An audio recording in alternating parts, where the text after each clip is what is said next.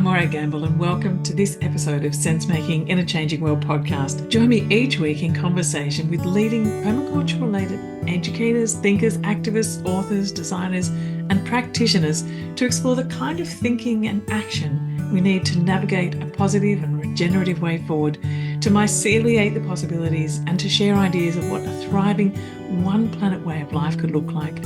My guests offer voices of clarity and common sense. My guest today is author and educator Leah Rampy, whose new book, Earth and Soul, Reconnecting Amid Climate Chaos, is coming out in February through Barnes & Noble.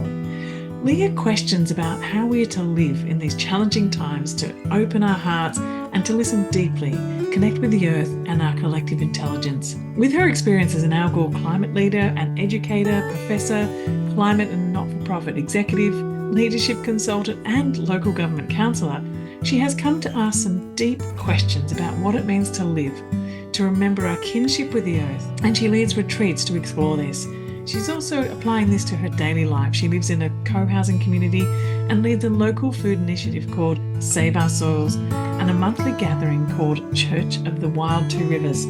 Her book, Earth and Soul, is the result of a decades-long journey to examine the gaps in our climate change conversations and uncover what lies beneath our unwillingness to change our interactions with the natural world. Let me begin first by acknowledging that I'm recording this episode from beautiful Gunnakurnai country. This Sense Making in a Changing World podcast is a project of the Permaculture Education Institute.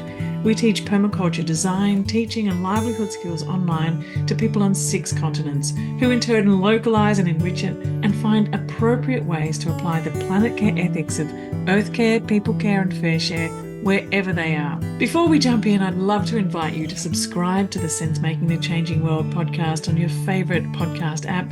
Share it freely, leave us a 5-star review and a lovely comment. It really does help people to find our podcast. We also have a place now where you can become a financial subscriber of this podcast to support this weekly initiative.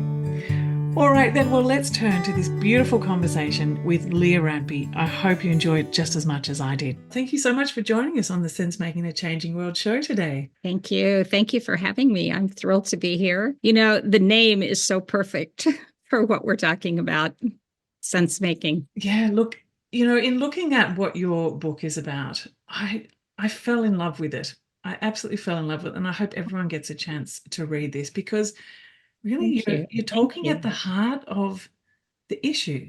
You know, how are we to face the meta crises that we're in? What was the essence of this book? Where did it come from for you? And a little bit of the shape of what it's turned out to be. Yes. Well, you know, life takes you by surprise. So, you know, for a number of years, I've led pilgrimages and retreats. I was interested in the challenges of climate change and biodiversity loss, and spent some time trying to explain what that was like to people, to be frustrated. People would be attentive and we would all be concerned, and then there was no action that came out of that. So I became convinced that, you know, there had to be a way that we were really tending to our love for Earth. So that was kind of the genesis of a lot of the retreats and the pilgrimages. And I was still struggling with this longing that people had for, you know, what do I do? Now what? I decided I would really try to plumb the depths of that and write about it, because I had the sense that this was really a spiritual journey that we needed to be on in order to develop the wherewithal, the depth to be fully alive, deeply connected in a world that is so rapidly changing. I started writing this, and I was really writing it for people who came to my retreats. And then I started including people who were climate activists and feeling very burnt out and perhaps even in despair about the lack of change, the lack of attention, the lack of willingness to take those hard steps to make a difference. And then I sort of grew my audience thinking about people who were really suffering from the impact of climate chaos, biodiversity loss, climate injustice. And then I stumbled into this keen awareness that there was so much I didn't know. I titled the book Earth and Soul, and then I thought, well, what soul? Do I even really know? Even really know what I'm talking about? So it turned out to be a very personal journey to write this. I guess maybe all books are in some way. They're more than just simply putting words on a page that you already know and understand. You're trying to understand enough to be able to write. That was a bit of a surprise, a delightful and difficult surprise, both. I love that it's a journey, because I think that's what makes reading someone's story, someone's piece, so much more engaging, isn't it? Because it is an exploration. It's not just an abouting. You're in it together and you're exploring it together, and it really relates to so many of the questions, like you're saying, those deep questions that we're facing now every day when we look at the news or even look around us. We are faced by this meta crisis. And that question of, well, how are we supposed to even face this and not stick our heads in the sand? What are we to do? All those questions you were saying, what are we to do? What's my role in this? How can I help not feel overwhelmed and at the same time feeling entirely shattered by the destruction and devastation that we see around us? And I wonder, was there a moment for you where that just really struck home? Were you surrounded by some kind of moment or destruction that you saw that really activated you, or was it just like something that crept up on you and finally you felt that inside?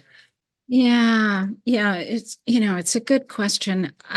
Well, first of all, I've been very privileged.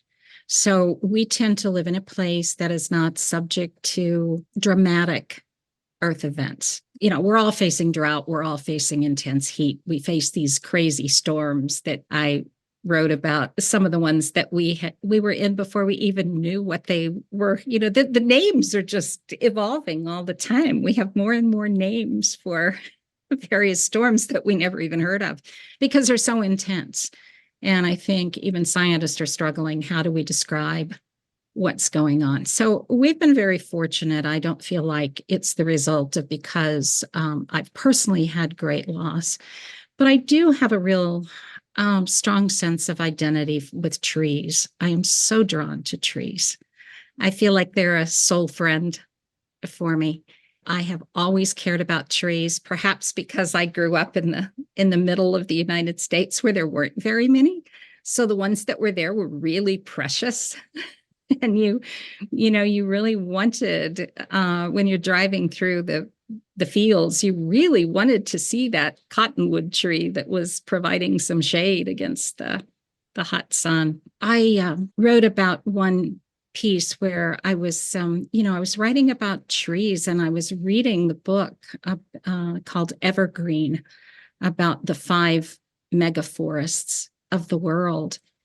And then I pick up a New York Times article where they're talking about selling off oil and gas rights to this immense, wonderful forest in the middle of the continent of Africa. And I'm just crushed by it. I'm just crushed by it. The sad part about that was that there had been overtures to try to provide enough money to the government of the Congo that they would not have to do that. But then came the war in Ukraine, then came other events of the world. The money that was supposed to come dried up. You have a government who is trying to make do for their people and what's available, selling off oil and gas rights in the middle of one of the 5 critical megaforests. I mean, I don't know how we read those things and not weep, really. Our challenge is because it's so difficult, we want to turn away. We want to put our heads in the sand. Or we just say it's hopeless because what can I do? I can't go buy that forest. I don't have the wherewithal to do that. So I think that's our challenge, is that we're trying to think our way out of this predicament that we're in, this polycrisis. People have been using that term now.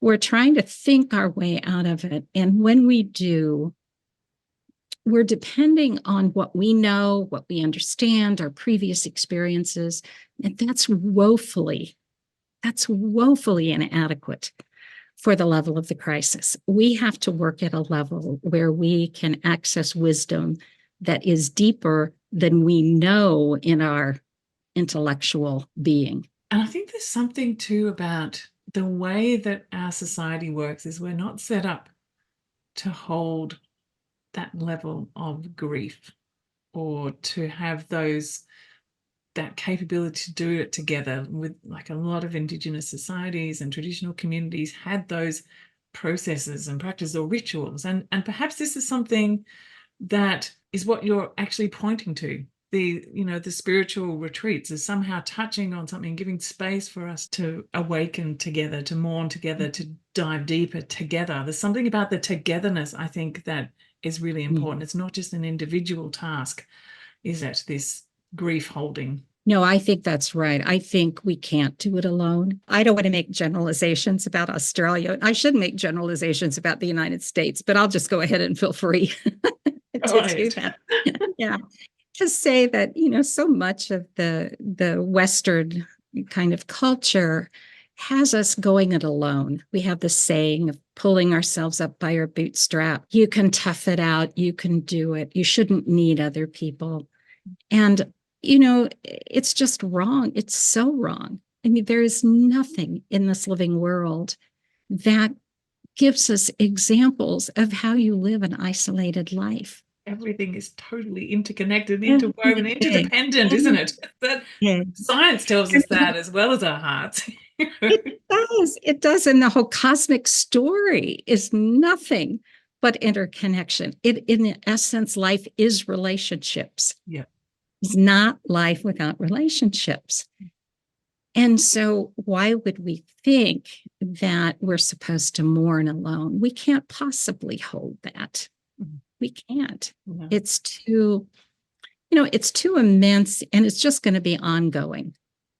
I mean, it's just going to be wave after wave of grief. It's as we live our lives looking at loss upon loss of birds. And I mean, the fires in Australia were heartbreaking to think of the animals alone. Yeah, absolutely gutting. And even now, because I was seated here on Gunakurnai country, which is East Gippsland, and the fires were just over there. I could see the fires. I could smell the fires. I breathed in the smoke. I breathed in the burning animals. And when I smell smoke now, I get this response in my body that is this deep tension. There's this deep trauma that gets attached, and we don't have the cultural processes and practices. People don't really talk about it. It's just the bushfires. It's like this ancient history, because on the back of that came COVID, and then was floods, and there was just the crisis after crisis. So you just kind of moved on from the one that happened a couple of years ago, but you remember it when that smoke comes in. You think, it's there. It's so there, not very far under the surface. So we were experiencing the smoke from the boreal forests in Canada this summer. And we would have many days that you just wouldn't go outside. Not as much, obviously, as if you were living in Canada. But I'm sitting there thinking of the birds. I mean, how in the world are the birds living through this? And of course, the answer is they're not. Not all of them are. My feeling is that we have to mourn. We have to acknowledge the grief. If we don't, we're dulling ourselves. We're shutting ourselves down. And I don't think that we can live just selectively picking emotions that make us feel good. And let me heighten my joy and dull my sense of, I talk a lot about bearing witness, to really bear witness to the loss and the grief that is all around us, and to feel the grief of the forest for losing all of their kin. If we don't do that, if we don't really open our hearts or let them break open, it's what Joanna Macy would talk about them. If we don't let our hearts break open so that they are large enough to hold all of that grief, then they aren't large enough to hold the joy, the delight, the wonder, the awe, the beauty, which is also here. everywhere around us, wherever you look, isn't it? Absolutely. I want to chat a little bit more about the kincentric approach to life, like this kinship idea, and also this idea that that you also mentioned in your book around that 13.8 billion years of life is our family tree, and we don't think about they're our ancestors, like we often just map it as the human world. But can you just talk a little bit about how you share about this concentric approach and why it's so important in how you're sharing your story? Well, so I mean, we owe a huge debt of gratitude to the Indigenous peoples who have been trying to teach us for centuries that all life is related, and that all these beings are our brothers and sisters, or more specifically, that we are the younger brother and sisters, because we are the newest. Trees have been here a whole lot longer than we have, and they have, therefore, they would say, more wisdom that we need to learn. And we make mistakes because we're the young ones of the family. My husband and I created a cosmic walk that was based on Sister Miriam Gillis did this at Genesis Farm, and she's kind of known for that. And it was passed on to me by a teacher who worked there and then taught a class on the cosmic story. It's really how you can decide the many ways you want to do it. I use the example of a clock, a 24-hour clock, and the little piece that's left over where we are, the 0.23 seconds where we've got a human life out of that 24 hours.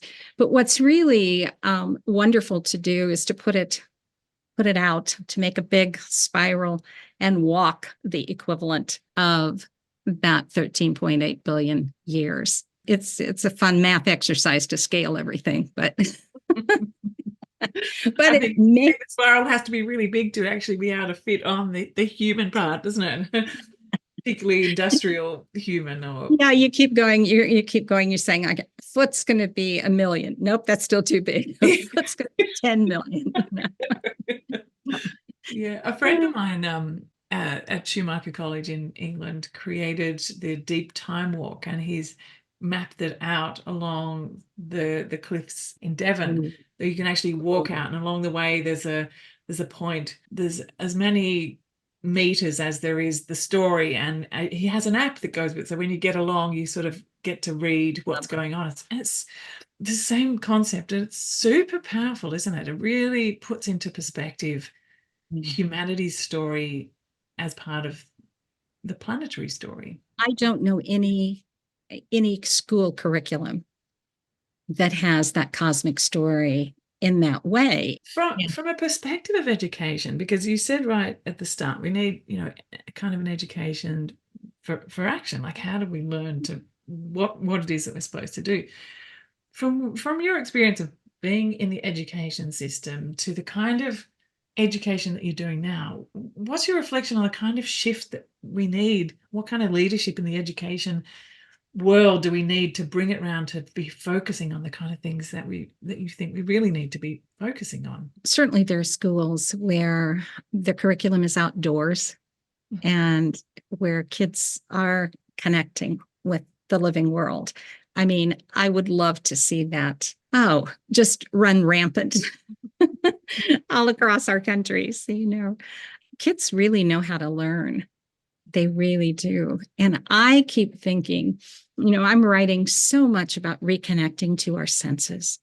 Well, goodness me, as children, we knew exactly how to do that. We stopped for every little bug, every little rock, every seashell was fair game when our kids were little, right? So you come home with bags and bags and you'd look at them and you think, that is not a distinguished seashell. But it has a story and a meaning. Like, my daughter would do the same thing, and there'd be characters, or there'd be questions, and there'd be families, and there would be days and days of engagement just from that one little expedition. And you're right, it's tapping into that, isn't it? So, I think we could learn so much sitting at the feet of our children. And I look back and think, of course, we were always in a hurry. There was always a time crunch. It was always like, yes, that's a cool cricket. Come on, we have to get in the car because school is going to start or whatever. Oh, golly, I wish we could figure out how to put the pause button on that and just really go with where that interest, that energy, that awareness, that aliveness is, and let our kids help us remember that we once knew that. Yeah. That we were once interested and excited by and felt connected to the ants and the leaves and all those shells. Yeah. I think the time and the pace and the scale is such an important part. Often we think there's a meta crisis and we have to fix the meta crisis, whereas the scale and the pace and the capacity that we have to be fully engaged in the present and the here and the now, and recognizing somehow that that's part of this nested system, that if we're tending to this, we're also tending to the wholeness because of that oneness of all life. And so it's something that I've struggled with, and I'd love to hear your reflection on this. Always need to be doing more or something bigger, or we need to be doing it faster. But it's this question of time and scale and pace or depth rather than always going out. Because you've worked in all different areas as well, from being out in the world with education and being the town councillor and, consulting with businesses and all different sorts of fields.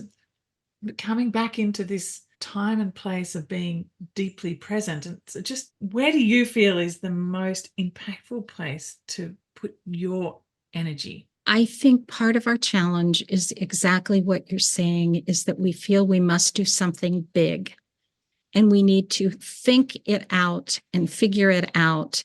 What's the big thing I could do? And there's a couple of things that I feel like when I go there, and it's easy for me to go there too, that I have to challenge myself around. First of all, I'm not the center of the universe. It's not all revolving around me. And it is not all mine to do. There is something that's mine to do.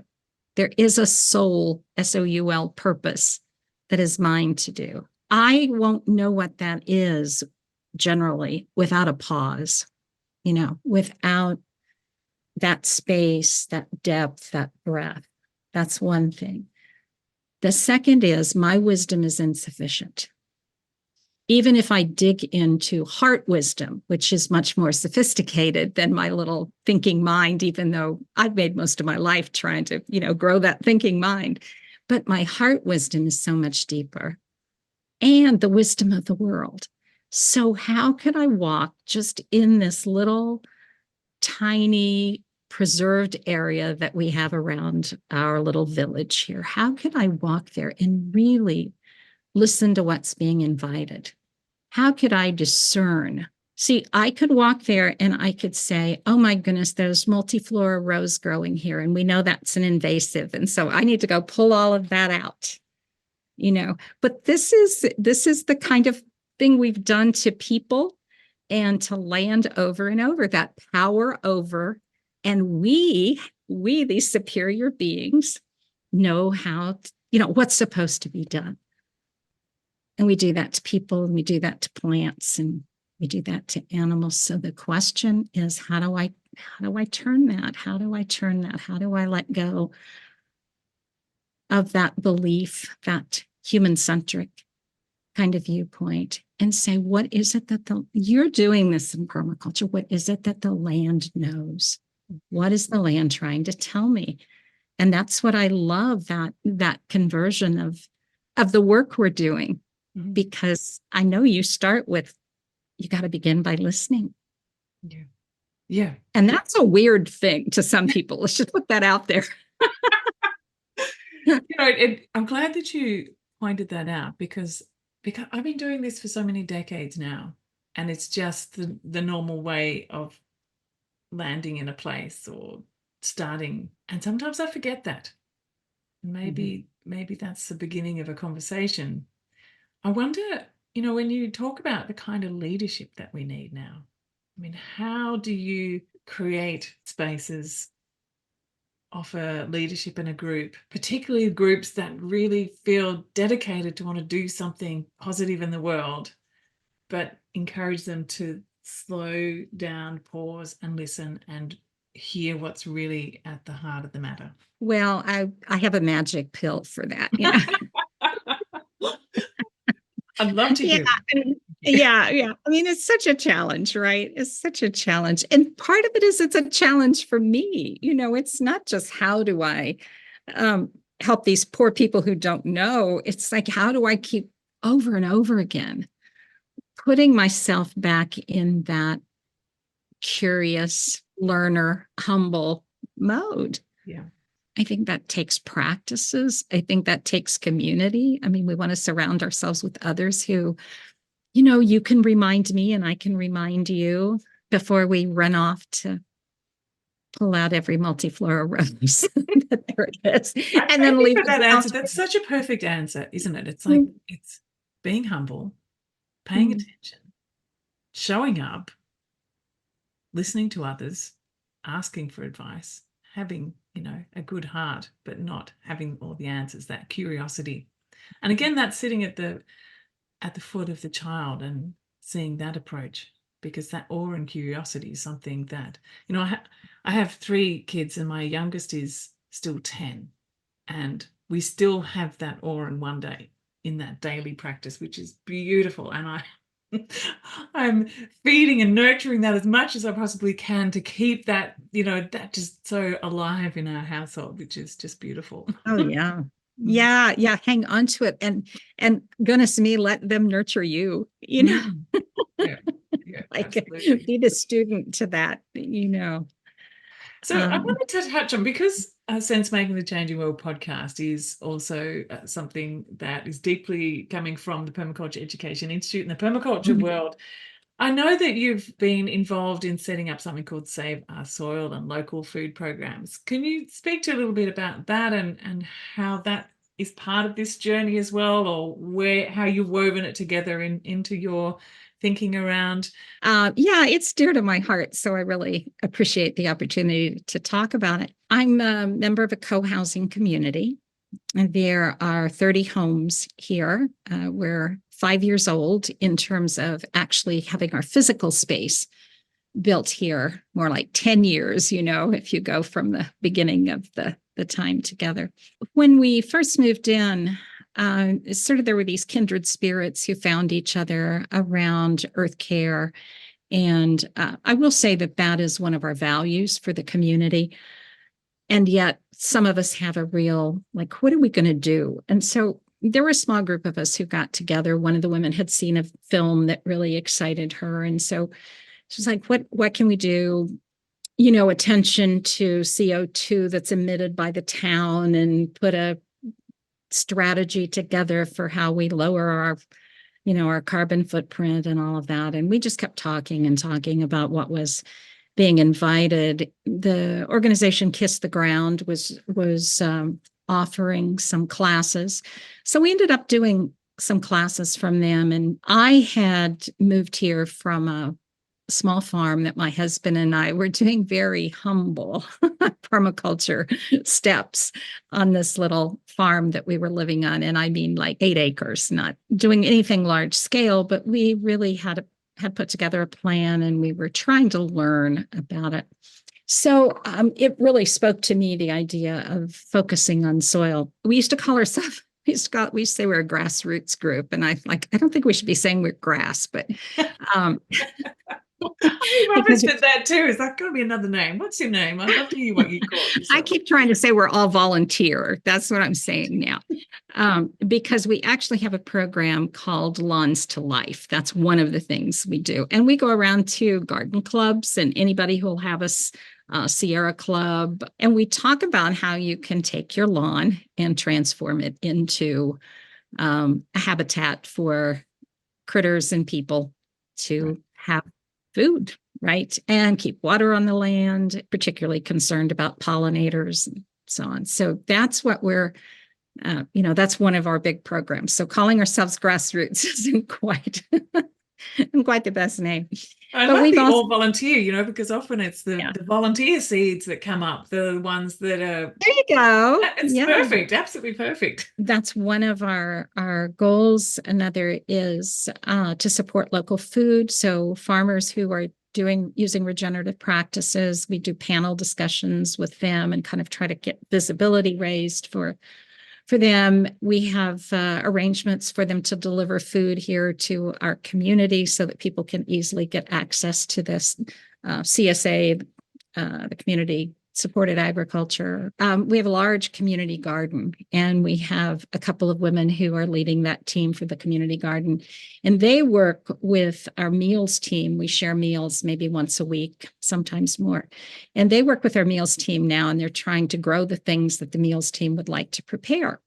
And then every so often they'll send out an email and say, we've got sweet potatoes and kale. If anybody wants to make a meal for the potluck that's coming up, come and get it. Or they just put food out that's like freshly harvested, come down, pick it up, whatever you need. And many of us take turns helping to water, and there's weeding Wednesdays and all of that kind of stuff. So that's a big deal, our community garden. And we have 8 acres in conservation, and we have a team that works with conservation. And I was listening to some of your food forest podcasts because we've got an effort to do almost a Miyawaki kind of forest, but in that intense planting. But we're trying to get some food. Yeah, great. Crops in Wonderful. there. Yeah.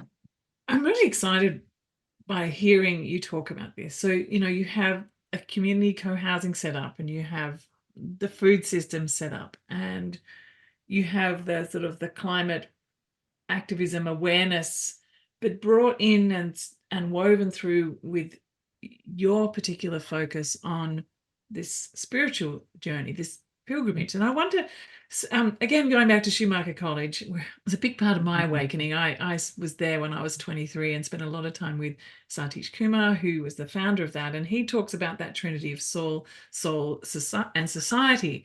And it feels to me like this is what's going on. You've got your community, your food system, and this deeply spiritual approach to it as well. And is that purposeful, or is it just unfolding? Yeah, I think it's unfolding. And I think the soul part of it, I think there would be a continuum of how people would describe that for themselves. I wouldn't be alone in the way that I'm speaking of this. I don't think anybody's written me off as ready for the straitjacket yet. They might not agree with everything in the way that, they're much more traditional, maybe in the way that they might consider spirituality, or they just don't consider it at all. But enough people here have that sense, come from communities themselves. But I guess from your perspective, like I live in a community too, and I know exactly what you're saying. You cannot describe a community from one dimension. It is just as many people there are, or maybe more than there's people and beings there. There's different perspectives and point of views, and so. But from your perspective, how important is it to weave together the community side of things, the soil and food systems, as well as the spiritual? Because often you'll find that there might be a focus on one side somewhere and a real push on something else, but actually really holding all those together in that wholeness. Well, I think that's where they live. They live in relationship. All of those parts are in relationship. So, it is such a challenge. I think we're so funny, we might as well laugh at ourselves, because we try to pull it all apart. And, it's kind of the scientific method run rampant. And it's like, no, we're just going to study this one little part. We're just going to put our eyes on this one little piece over here.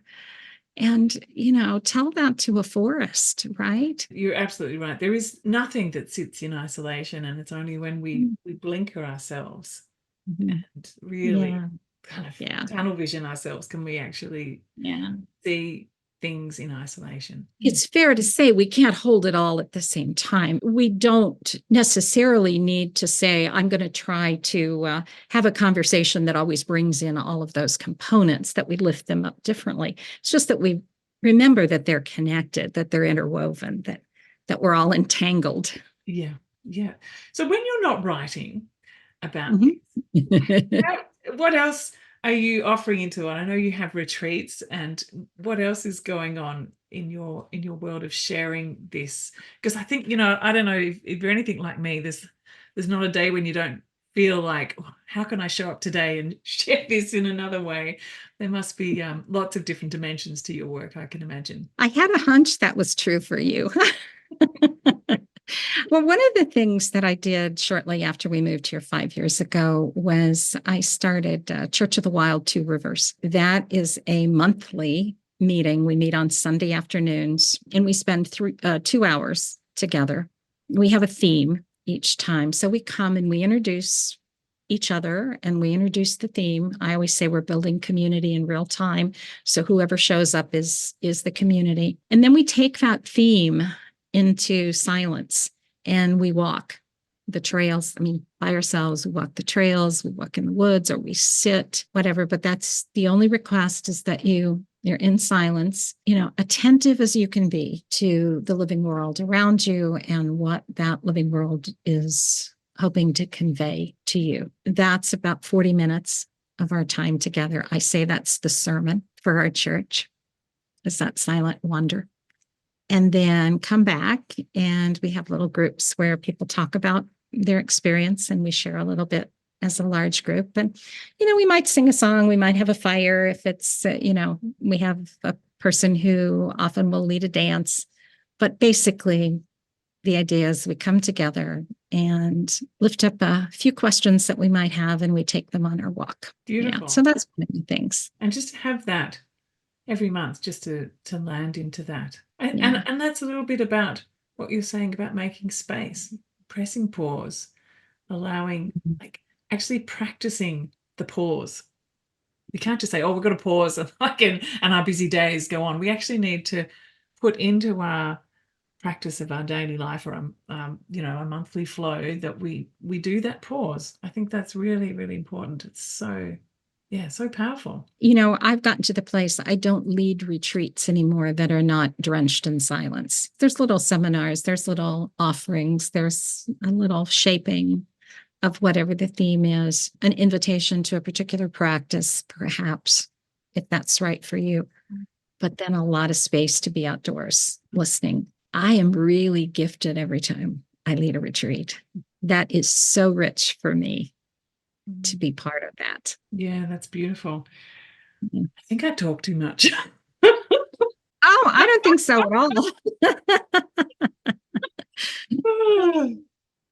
We want to fill it up so much, don't we? It's like, Yeah. let's talk about this. Let's have a conversation about this. That's been my big thing. Let's create space to have conversations. And there's that other piece that I'm getting tingles. Thank you. Well, I'm just suggesting that people might not tune into a podcast where we're just going to sit inside. No, they wouldn't. I'm thinking in However, I run. However, I have discovered that you can do Zoom retreats where you invite people to come in and share and, bring something that's representative of what they feel is their kin. And then you can say, now you're all going to go out and we're just, leave your screen and come back in 30 minutes or whatever. And totally possible. Really. I think there's so many possibilities of how we can interact and use this kind of technology to help deepen connections. I think that's totally possible. Absolutely. I'm going to shift gear a bit, because I did read that you were elected as a town councillor. Is that right? You did that for a bit? That is right. Yeah. Now, I'm very curious about this, because it's quite different from what you've just been talking about. It's actually this part of speaking up and stepping out and taking responsibility in a different way. And can you share a bit of your experience in that and any reflections that you have on that for those who are thinking, "Oh, this could be where I feel like I could step in and be the change"? Well, I live in a really lovely small town that has a university, which makes it even more interesting as a small town. It has so much going for it. What drew me into running was that the county that we're in is growing rapidly. And so farmland is getting used up for everything from large homes to industry. The other thing was, green issues. I mean, that was what drew me into, was one of the things I felt like I could contribute. I don't have a political background. I don't know a lot about governance. That was not the area in which I had any leadership training at all. But I do have a passion around those topics and how we plan for and how we imagine ways in which we could live carefully as possible with respect for our water. And we do wonderful things in this little town. I mean, we just became a bee town, which means that we've agreed that we will support as much as possible and educate people about native plants so that native bees have a source of food, for instance. And there's a lot of attention to water supply and stormwater runoff and things like that. So there's possibilities. So are you still on the council now, or is that something that was... I am until June. Yeah. Right. And then it's all over again. Wow. So, I really hold a lot of respect to people who step up in that way and bring that voice. How challenging have you found it to be heard, or do you feel like the conversations in the space that you have to enter that perspective is actually receptive? Yeah, I think it's both. I felt respected, I felt heard, but turning the wheels is a slow process. There's a 10-year plan that is being reviewed right now, a comprehensive plan. And just the reviewing of it it's very attention to detail and a lot of work. And there's a lot of hope around what could that bring, as we update that 10-year plan and what are those possibilities. And yet business, government, I mean, we have some slow processes. It's a both and, right? Well, I'm glad that you're in there. That's great. Thank you. In terms of the type of household situation that you have with the co-housing and the community garden in the middle and that approach, is that something that is happening in other parts of your town or even in your region? Do you feel like co-housing and agri-hoods or that kind of concept is starting to flourish, or it's still just here and there? I feel like it's starting to flourish across the U.S. I mean, U.S. co-housing is certainly much more prominent. I never heard of it until I was at a retreat attending, and I ran into a woman who was part of this effort, and it was like, "Tell me more."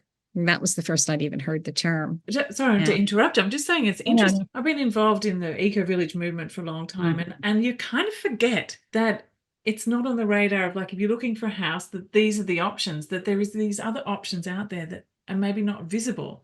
So that's right. Making them more visible is something that I think is really critical. Yeah.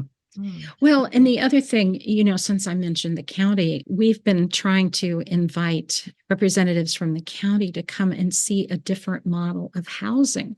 Yes. Because housing tends to be, we're clustered in duplexes and triplexes, and those are clustered, close together, is that kind of co-housing eco-village model. That's not what people think of when they think of how you build housing. We have that model of, give them an acre of land and make it as large as you possibly can, and not the kind of footprint that that we've been trying for. So we've been trying to bring people here just to say you can live in a different way and still have a lovely home and a lovely neighborhood. I live in an eco-village in Queensland. I moved there a quarter of a century ago for this very reason of thinking, well, I'd like to be able to create something that I can open up and show at like 80% less consuming of energy at least, or it's producing energy, that it collects all its water, deals with all its own waste, you grow your food, and it actually looks like something that is kind of modern and people would like to live in. And that was the point of it, and to show a different model. The thing that I'm finding now is that people say to me, yes, but that's out in the country. What about in the city where we want to live? And so I think this model of the co-housing in towns and cities is such an important model to be exploring. Right. Yeah. We have a couple who moved here from, a downtown elevator in the building kind of a co-housing community. There definitely are across the U.S., but we're the only ones in West Virginia. But we're in the panhandle of West Virginia, which means we're only about an hour and a half from D.C., from Washington, D.C. And there are others around the the metro area. Oh, it's super exciting. I think, I'm really excited to hear that. I'd actually like to come and do a bit of an expedition across the United States, looking at the agri-hood model and the co-housing model to see what we can bring. Come for a visit. Yeah. And then I'll come visit you. Yes, come and do that. I'd love to hear a little bit more about what's coming up next for you. Have you got some more writings brewing, or obviously you're on the council and you're doing all the things that you're continuing to do that you told me, but what's next? Yeah. What do you encourage people to do more of? Answer two questions there. So I have a colleague, Beth Norcross, who founded and runs the Center for Spirituality and Nature. And I've been a colleague of hers for quite a while, fortunately.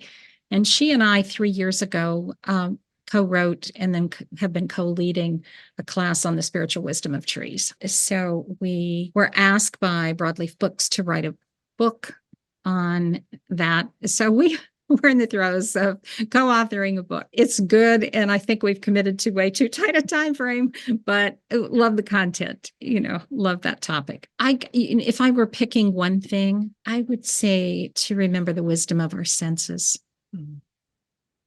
Come back to our five senses and open those up. The earth is offering us this whole array of awe and wonder and beauty and delight. And we know there's pain. And I do believe we're called to bear witness to that pain. And we can't do that if we don't open our hearts up to just the amazing beauty. We have had the most gorgeous sunrises. They have just been stunning this winter. So I'm either walking in the morning, or if I don't, I'm just running out there to get a picture and a view of these sunrises. They're just beautiful. It's a really simple thing, but I think it's remembering that there's other wisdom besides that crazy brain that wants to try to organize and make things happen, and the ego that wants to be the center of it all. Well, thank you for that. I need to go back to talking about the book. And so one last question that I have for you, which is about your writing process, because I often talk with authors on this podcast, and I love to hear about actually, how do you go about that? Do you write every day? Do you go on writing retreats? How do you organize yourself? Like a little bit behind the scenes of you as a writer.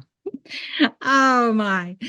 I'm laughing because I don't write every day. My life is kind of full of a lot of things. I try to write. Well, first of all, I need big chunks to write. It does not work for me to say I've got 20 minutes now, or even I've got an hour, because by the time I go back and read where I was and try to reestablish myself, that time is gone. So I try to go through my calendar and block off where I can, big chunks. I will sit and sketch out what I think I want to write, but then I shape it as I'm writing it.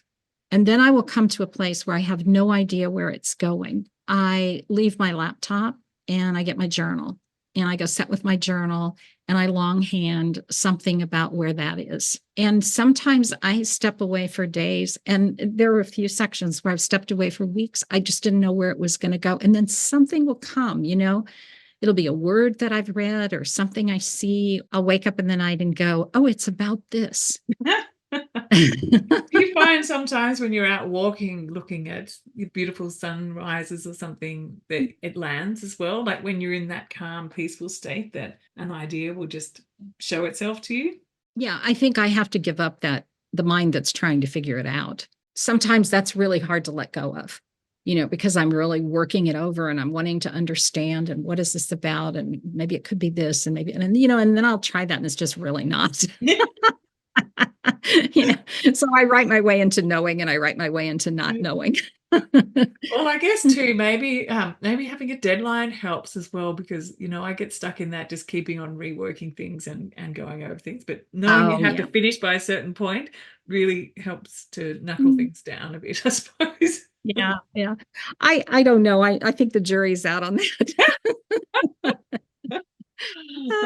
There's a pro and con of that, I believe. Absolutely. I was saying to my colleague the other day, like, I love the fact that we had this editor come after us, and wanted us to do this book. And then I'm going, like, it's kind of more fun if you're just doing it on your own.